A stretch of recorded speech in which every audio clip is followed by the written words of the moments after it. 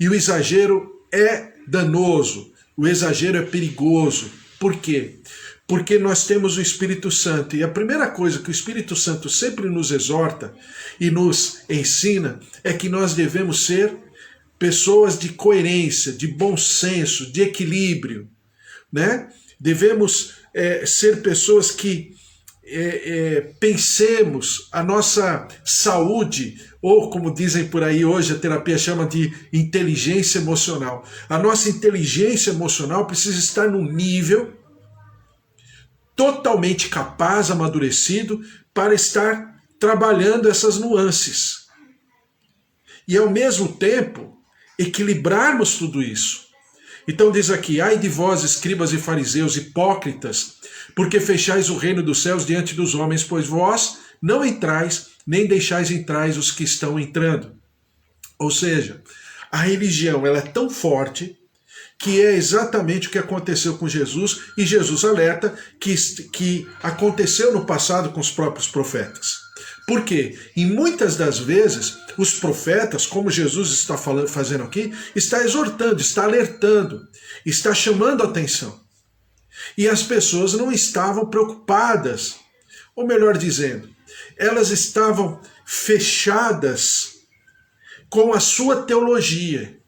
Elas estavam fechadas com os seus paradigmas, os seus modelos.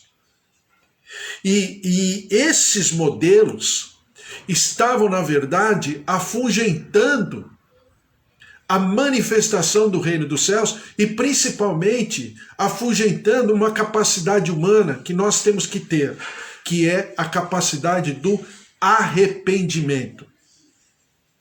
Lembre-se, Deus não se importa com o tamanho do meu pecado, mas Ele se importa com o tamanho do meu arrependimento. A quantas andam o meu arrependimento em relação ao meu pecado ou aos meus pecados? É exatamente essa linha de raciocínio que o Senhor Jesus está alertando.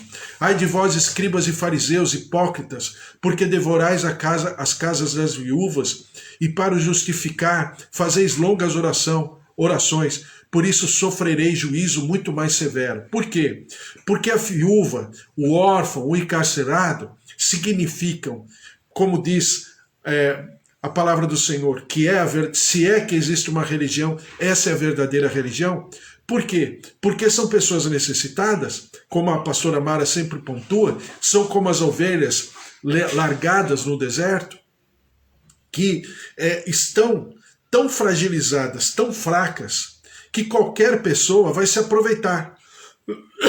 E nós sabemos muito bem que uma pessoa eloquente, uma pessoa que tem uma articulação muito boa, sabe falar, às vezes levam os necessitados a fardos, a pesos que estão acima da sua própria capacidade de sustentar. E essas pessoas ficam largadas à beira do caminho. Por quê? Porque elas tinham, entre aspas, uma certa energia, e por algum tempo, é igual pilha, né? Por algum tempo, a energia delas foi muito bem utilizada. Mas no meio da história, à beira do caminho, elas se enfraqueceram. Então elas foram deixadas de lado.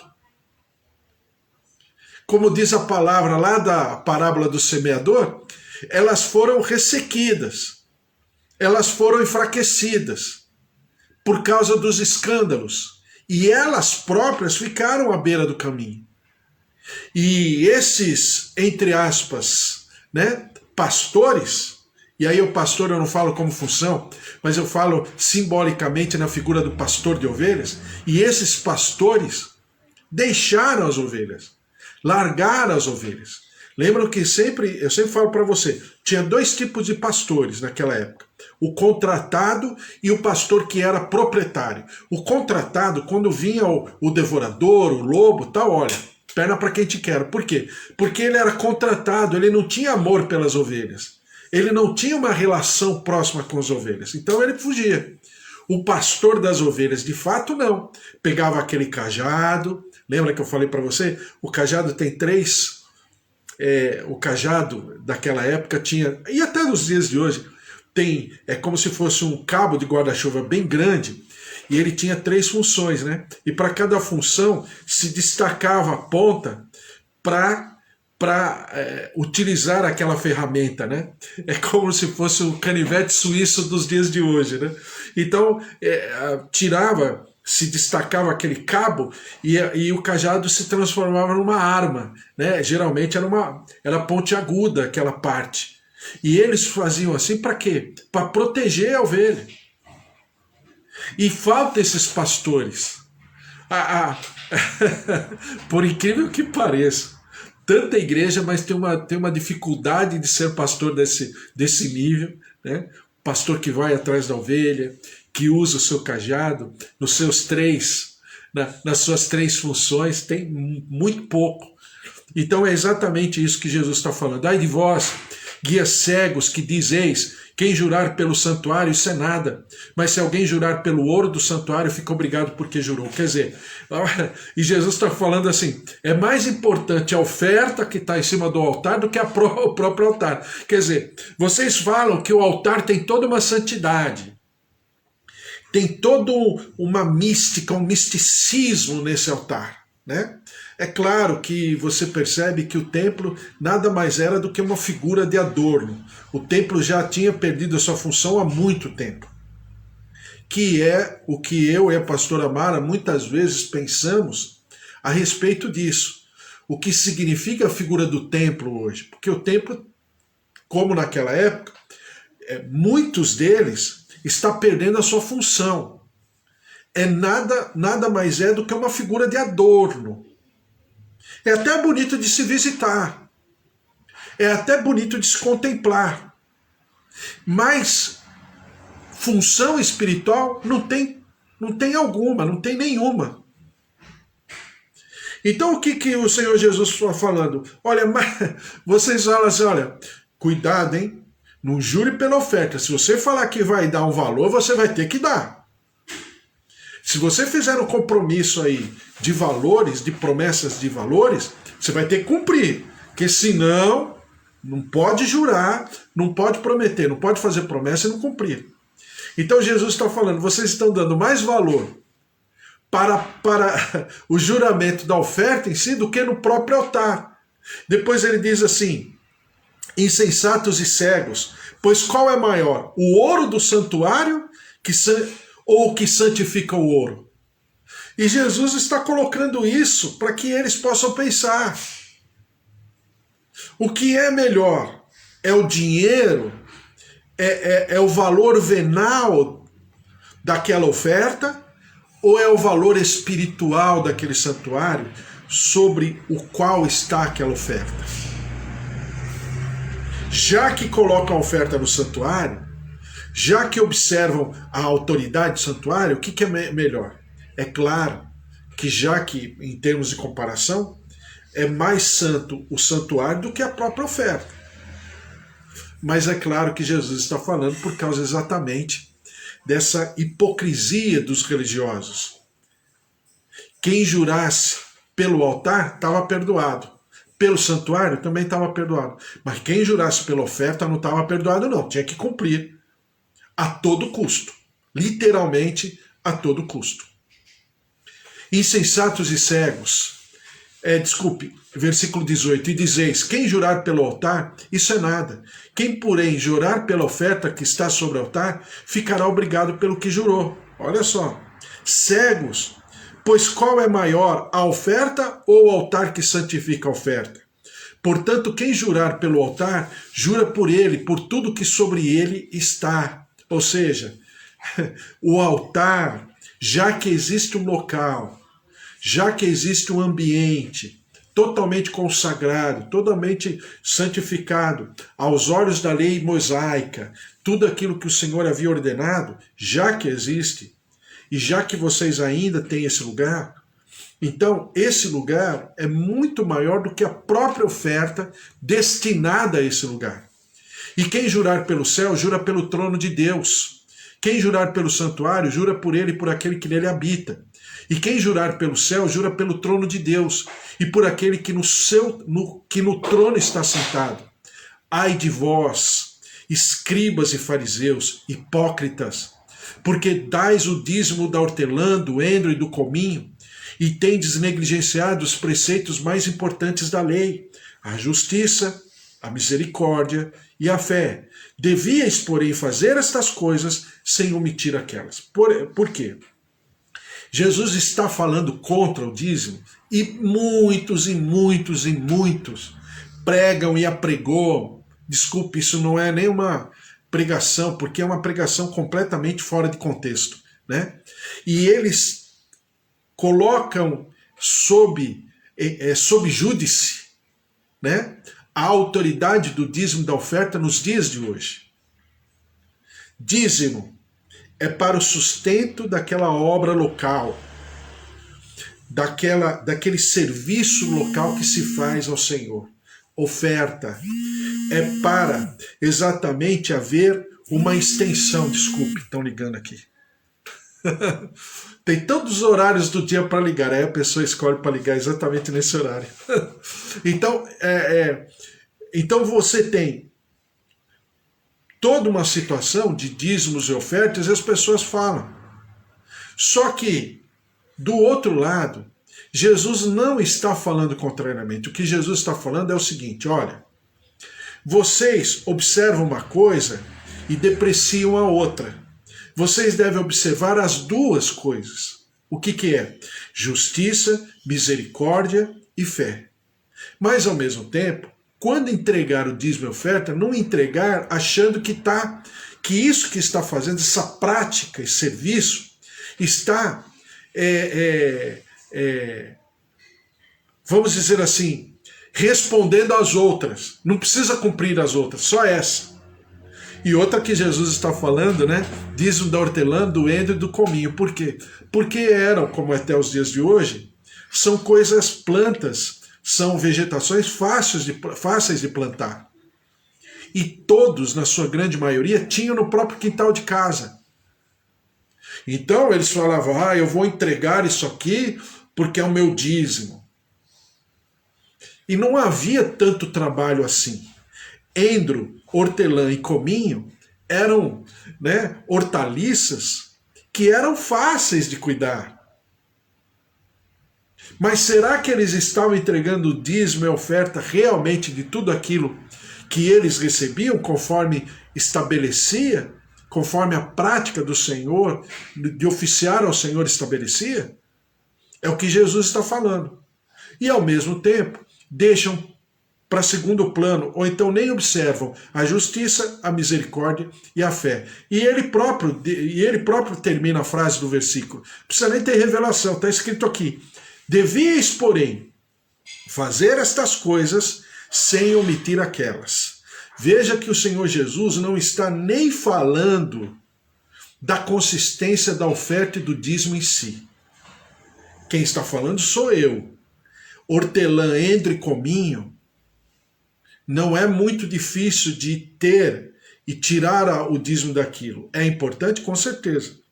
Mas eles só tinham aquilo para entregar? Eram pessoas poderosíssimas financeiramente. Os sacerdotes eram, mas os escribas e fariseus também eram. Claro, vamos dizer, em termos de precificação, eram de menor valor? Com certeza, mas eles também tinham condições. Então havia uma postura até na maneira do culto, da adoração, do louvor, na maneira de oficiar ao Senhor. Eles faziam meio depreciativo. Eles cobravam dos outros, mas eles próprios não faziam conforme aquilo que eles deveriam. Ai de vós, escribas e fariseus, hipócritas, porque limpais o exterior do copo e do prato, mas estes, por dentro, estão cheios de rapina e intemperança.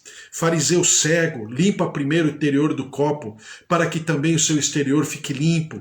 Ai de vós, escribas e fariseus, hipócritas, porque sois semelhantes aos sepulcros caiados, que por fora se mostram belos, mas interiormente estão cheios de ossos de mortos e de toda imundícia. Naquela época se pecava a sepultura e se passava cal por toda a sepultura. Então a sepultura ficava branquinha, né? Então é isso que significa sepulcro caiado. Assim também vós exteriormente pareceis justos aos homens, mas por dentro estáis cheios de hipocrisia e de iniquidade. Ai de vós, escribas e fariseus, hipócritas, porque edificais os sepulcros dos profetas, adornai os túmulos dos justos, e dizeis: ah, se tivéssemos vivido nos dias de nossos pais, não teríamos sido seus cúmplices no sangue dos profetas. Assim, contra vós mesmos testificais que sois filhos dos que mataram os profetas. Enchei-vos, pois, a medida de vossos pais, serpentes, raça de víboras, como escapareis da condenação do inferno? Por isso eis que eu vos envio profetas, sábios e escribas. A uns matareis e crucificareis, e outros açoitareis nas vossas sinagogas e perseguireis de cidade em cidade, para que sobre vós recaia todo o sangue justo derramado sobre a terra, desde o sangue do justo Abel até o sangue de Zacarias, filho de Baraquias, a quem matastes entre o santuário e o altar. Em verdade vos digo que todas estas coisas hão de vir sobre a presente geração. Jerusalém, Jerusalém, que matas os profetas e apedrejas os que te foram enviados. Quantas vezes quis eu reunir os teus filhos, como a galinha junta os seus pintinhos, debaixo das asas, e vós não o quisestes. Eis que a vossa casa vos ficará deserta. Então, aqui começa, né, o Senhor Jesus já numa ministração completamente escatológica. A partir daqui e os próximos capítulos, o Senhor Jesus vai entrar nessa linha de raciocínio. A partir, através e por causa dos religiosos, porque proferiam coisas que não viviam e viviam coisas que não proferiam. E para terminar, e o que o Senhor, e por que o Senhor está sendo, através de Jesus, tão incisivo? Para que essas pessoas pudessem se arrepender. E ele próprio tece, o próprio Senhor Jesus tece uma prática que vem desde a morte de Abel até a morte de Zacarias, o profeta Zacarias. Por quê? Porque os seus irmãos, os seus pares, aqueles que andavam juntos, eram os primeiros a rejeitarem, a depreciarem, a banalizarem e a prejudicarem aqueles que representam a voz profética. E nós temos que entender que todos nós precisamos nos examinar diante do Senhor, como Paulo fala a respeito da ceia. Se eu me examinar, de ninguém eu preciso ser examinado, não preciso. Veja só o que diz Isaías capítulo 38, e eu já estou acabando que eu estou falando demais. Diz aqui, falando sobre a enfermidade de Ezequias, e Isaías falando aquilo que o Senhor havia determinado sobre a vida de Ezequias. Isaías 38, versículo 2, que diz assim: Então virou Ezequias o rosto para a parede e orou ao Senhor, e disse: Lembra-te, Senhor, peço-te de que andei diante de ti com fidelidade, com inteireza de coração, e fiz o que era reto aos teus olhos. E chorou muitíssimo. Então veio a palavra do Senhor a Isaías dizendo: Vai, e diz a Ezequias: Assim diz o Senhor, o Deus de Davi, teu pai, ouvi a tua oração e vi as tuas lágrimas. Acrescentarei, pois, aos teus dias 15 anos. Claro, a história de Ezequias é maravilhosa, não quero falar da história em si de Ezequias, mas eu quero falar da sinceridade do coração de um servo de Deus. Um servo de Deus, que tem as suas lágrimas, como diz o livro dos Salmos, né? Que o Senhor pega cada gota de lágrima e escreve no seu livro. Ou seja, a lágrima de um servo de Deus no altar do Senhor é palavra. O Senhor consegue transformar aquela gota de lágrima em palavra e escreve no seu livro. Então a Bíblia diz aqui que o Senhor viu o choro de Ezequias. O Senhor ouviu a sua oração e o Senhor foi em seu encontro, em seu socorro. E nós, como servos de Deus, precisamos desesperadamente encontrar esse caminho, o caminho do arrependimento, um caminho que nos leva ao arrependimento, um caminho que nos leva à presença e à manifestação do Senhor, em nome de Jesus. Amém? Glória a Deus. Vamos orar, colocar tudo isso diante do Senhor, porque a Bíblia nos alerta e nos chama atenção para que possamos não apenas sermos servos de Deus para aqueles que estão ao nosso redor, mas também sermos servos de Deus para que possamos encontrar esse caminho. E esse caminho, ele tira toda e qualquer simulação, hipocrisia, todo e qualquer modelo, e a gente se despe, e a gente se apresente diante do Senhor, totalmente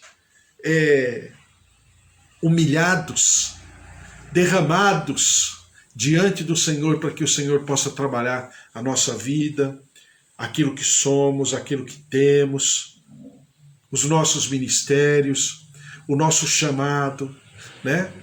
Por quê? Porque, na verdade, tudo isso é o resultado de uma relação com Deus. Então Jesus não queria que aqueles religiosos permanecessem daquele momento, daquele jeito. E quando ele fala lá em Mateus 21, que a gente já passou por ele, sobre a figueira, Jesus não quer aparência. Aí você vai falar, mas no livro de Marcos está escrito que não era época de fruto na figueira. Você tem razão. Realmente no livro de Marcos está escrito assim. Então, aí alguém poderia falar, então Jesus foi cruel? Não. Por que Jesus não foi cruel? Porque havia um mover do reino dos céus. Jesus representa o mover do reino dos céus. Ainda que não fosse época, aquela figueira então não deveria ter folhagem. Porque a folhagem identificava para os de longe de que havia fruto. Porque primeiro vinha o fruto, depois a folhagem. Quando ele chegou lá, viu a folhagem, mas não tinha fruto, alguma coisa está errada. Então o reino do céu se preocupa com os frutos de uma vida, de uma relação com Deus. Porque Jesus não se alimenta de folhas, Jesus se alimenta de frutos. E é exatamente isso que o reino tenta explicar, manifestar por sobre nós e através de nós. Em nome de Jesus. Vamos orar? Senhor, nosso Deus, nosso Pai, nós te louvamos mais uma vez pela tua palavra e por tudo aquilo que o Senhor